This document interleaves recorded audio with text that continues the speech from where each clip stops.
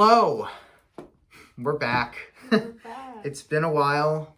4 months to be exact. Can you believe it's been 4 months already? That makes sense. I can't believe it's February already. Remember when we were like, yeah, we'll just take 17th. 2 weeks off. Yeah. Oh, shit hit the fan big for both of us. Yeah. Around that time. But hopefully for the rest of the year, we will stay clear of that. Back at it. And Murders never stop. Mm-hmm. And now you can, what'd you say? Murders never stop. You know? Well, like, constantly have stuff to work with. Yeah, absolutely.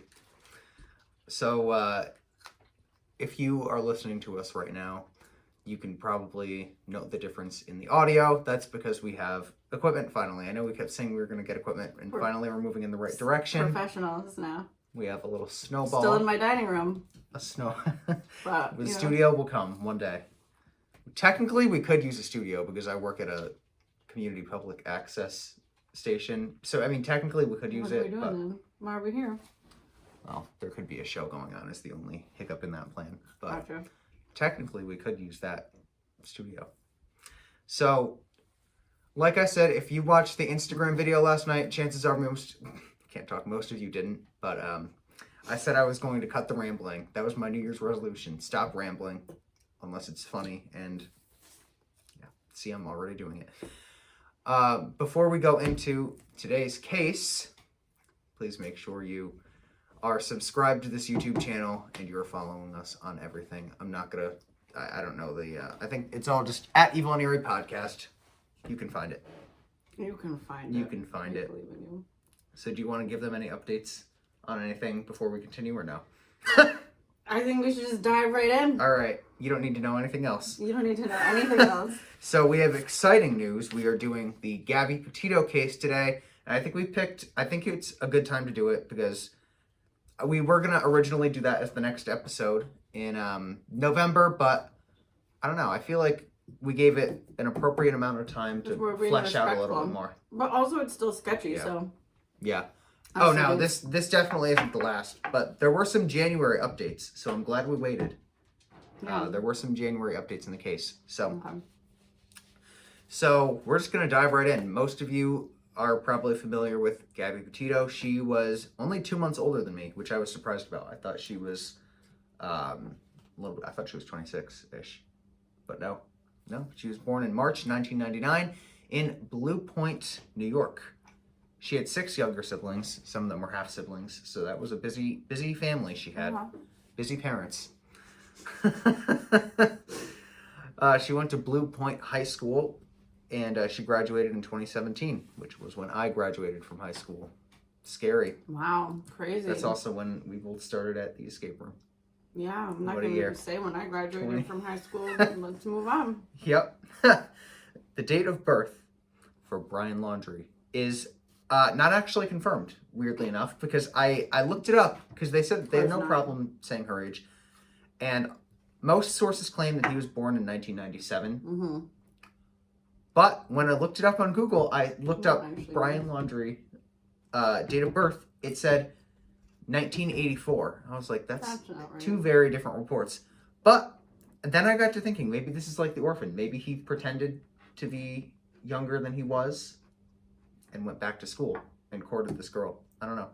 Wow, that would make this even more. I know. Because why would it say 1984 for nothing? Someone had to have gotten that date from somewhere. I bet he was lying about his age. Mm-hmm. So this case really starts back in September of 2017. Big month. Again, that's when I started at the escape room and college. That was probably the bigger achievement out of the two. Because that's when Escape room? No. No? College. Started college that month too. Well, August, but same difference.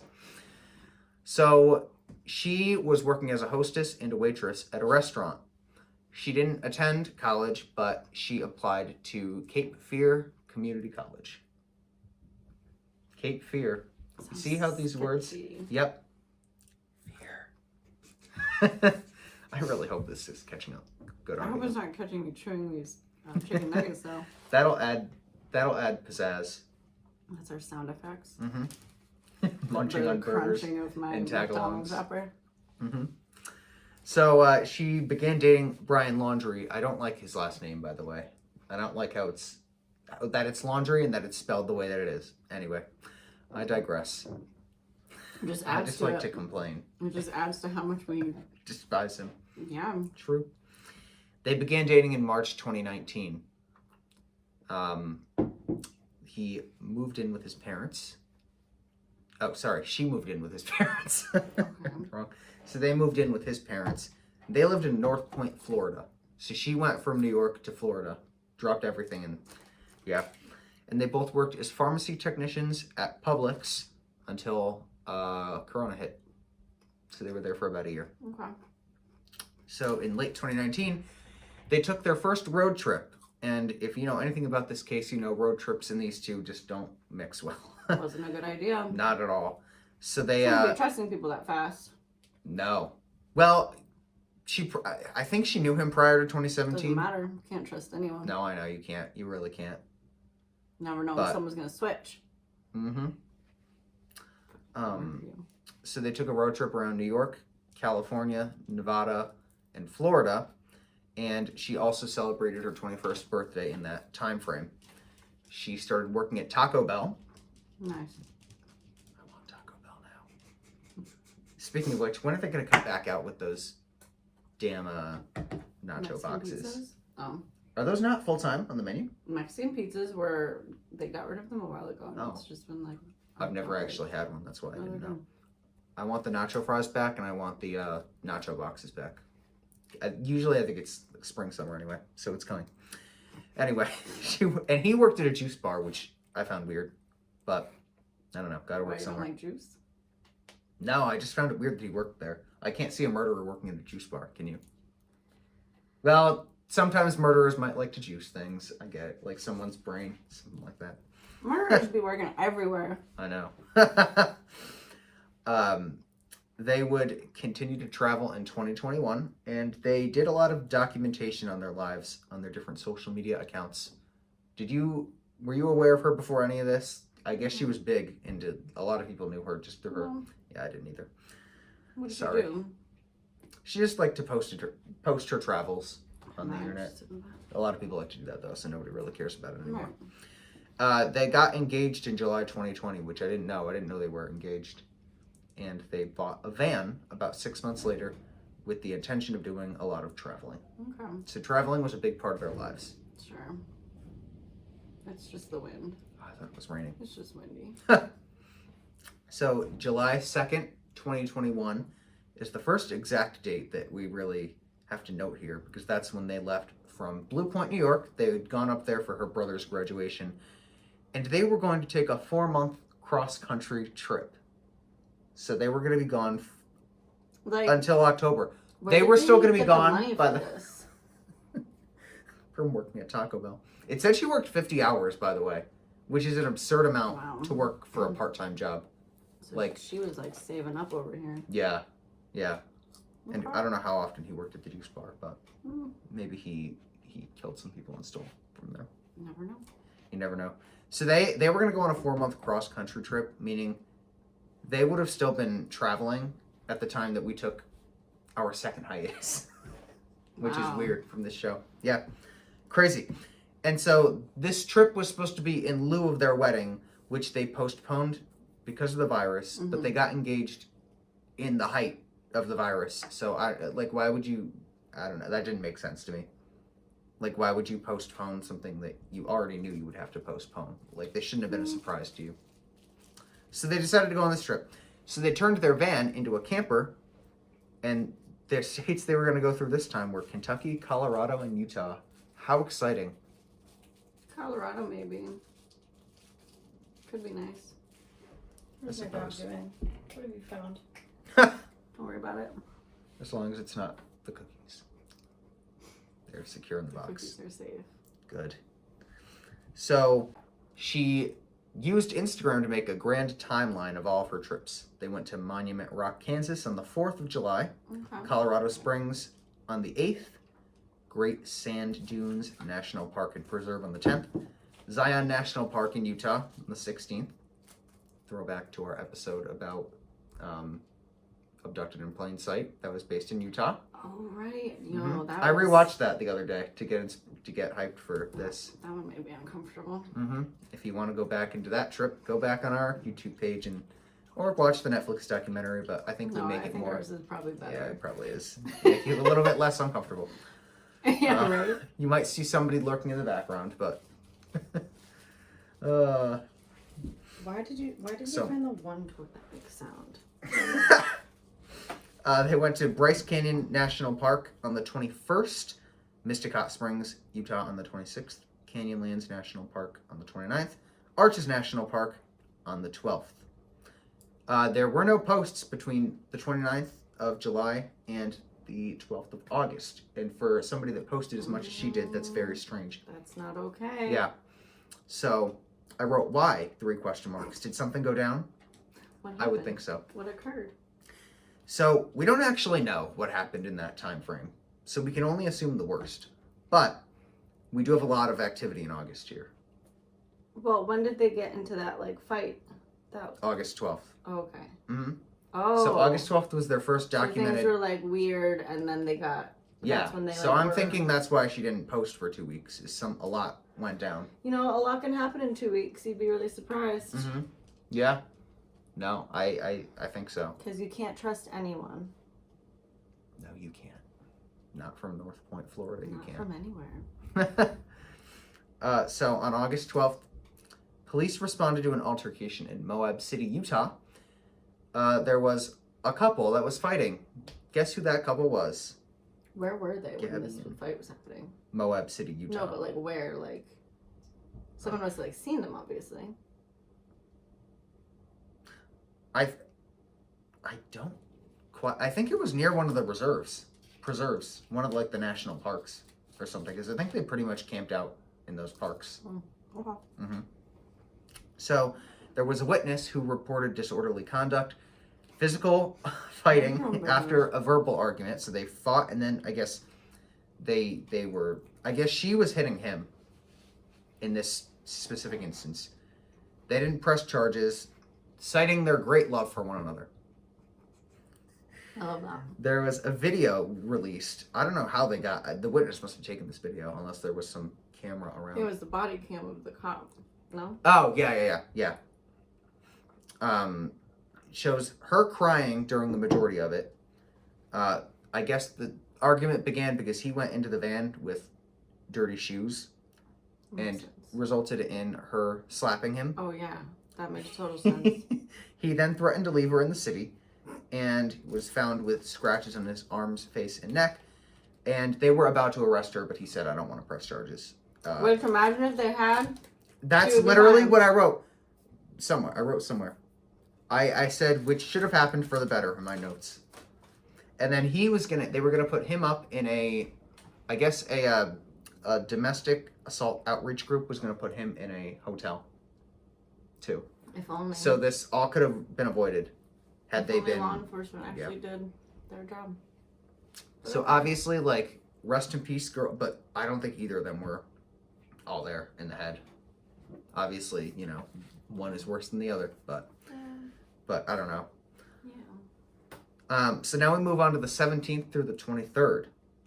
Okay. He flew home to Tampa from Salt Lake City on August 17th, but then he flew back to rejoin her on August 23rd.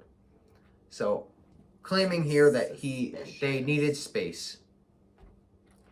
Wait. Okay, but I think she was already dead at that point. Though. Isn't that what they said though? That it has to be. That's not what they originally thought though. But given the timeline of what happened, she had to have been dead.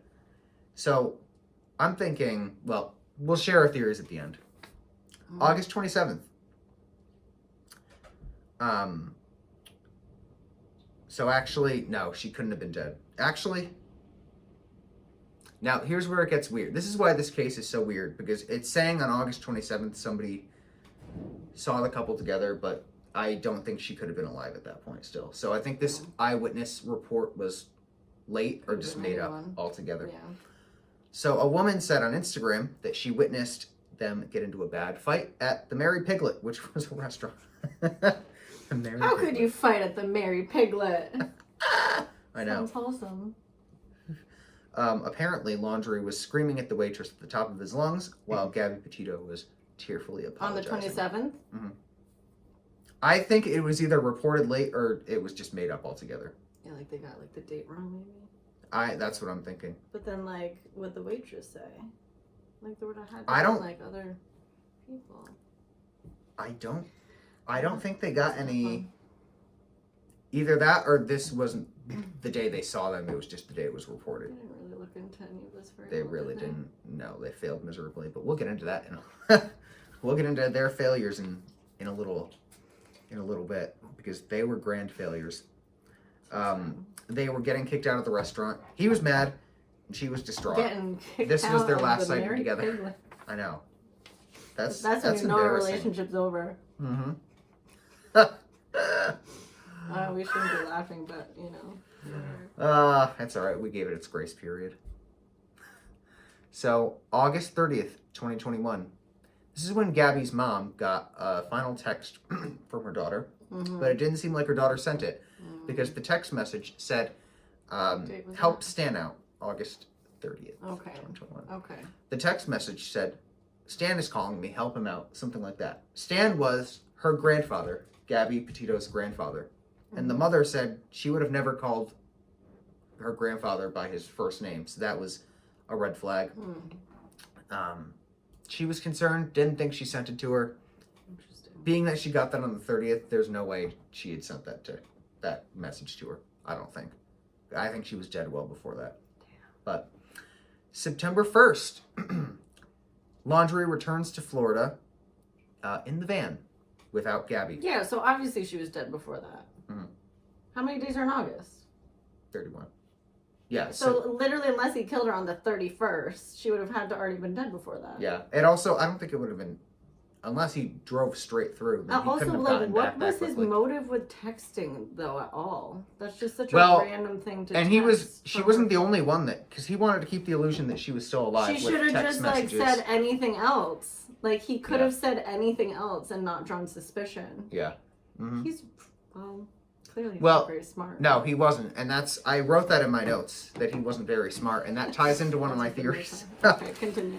So there have been a lot of people who have reported giving Laundrie rides in their vehicles. Really? Yep, there have been a few reports, and on all accounts, he was acting very antsy about getting out of the vehicles as quickly as possible. And there was one person who, I guess, wasn't bringing him in the right place or offered to drop him off somewhere else, and he freaked out and jumped out of the car, basically. When? Like before he drove back to Florida? Yeah, prior to Florida. So he was just So like sometime in bumming August. around. I think it was that 17th through the 23rd week. No, after he got back, so the week after that. Yeah, it was like So if 27. if he was being picked up by himself, then she was definitely already dead. Yeah. Mm-hmm. Scummy. They also saw him exhibit strange behavior near the camping area in close proximity to where her body was discovered. So we move on to the 11th of the month. Petito was reported missing by her family. Finally. The family refused to say anything on Brian's behalf. And this is his family. They asked him where he was. He was not home. Mhm. They gave him a lawyer's phone number instead. By this point, the parents had to have known what was happening. Yeah, I mean, I think they've known for a while. Yeah. I think they knew probably the first time he went back. Probably. During that whole week, absolutely. Because he probably didn't do a good job hiding anything from them. Right, so they probably were Concealing any like, you gotta secrets. go back to make it seem like you're going to like reunite with her to like. Yeah. Parents weren't too smart either. The 15th, he was named a person of interest, but he refused to communicate with anyone on account of his lawyer's advice that anything he said would be used against him. It's very true. Which tells me that the lawyer knew Yeah, he's of not course. smart enough to do. He's not. The lawyer, who was smart, Right. knew Brian Laundrie would not have been able to get himself out of this one. So he just said, just shut your mouth. He's not smart enough to cover this up. Just shut your mouth. September 17th, Laundrie was maybe lawyer. Interesting. Yeah. 19th, she is found, Gabby Petito, in Wyoming after a 2-day search. So They sad. find her body. They swarmed his house the next day, looking on his computer and in his car in the process. The autopsy revealed it was homicide via strangulation. Mm-hmm. So she was choked. Not ideal. Nope. Especially in Wyoming. Especially. I would hate to get strangled in Wyoming specifically. Mm-hmm. Because there's nobody, it's just all farmland. You never... it's pretty in Wyoming, I've heard, but not a place to die. Not a good place to die. A warrant was issued for his arrest, and on September 27th, Brian Laundrie's parents claimed they had no idea where he was. Oh, convenient. Okay. They were zero help during the investigation process, as noted by authorities. They weren't willing to work with them at all.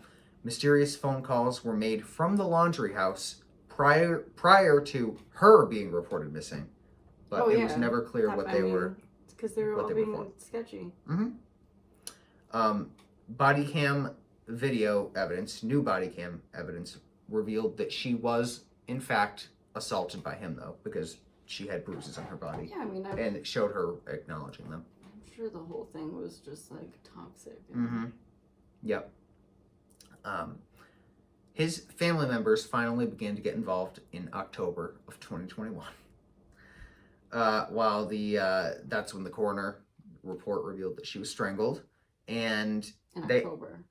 Yep, and they also said it happened 3 or 4 weeks before they found her body.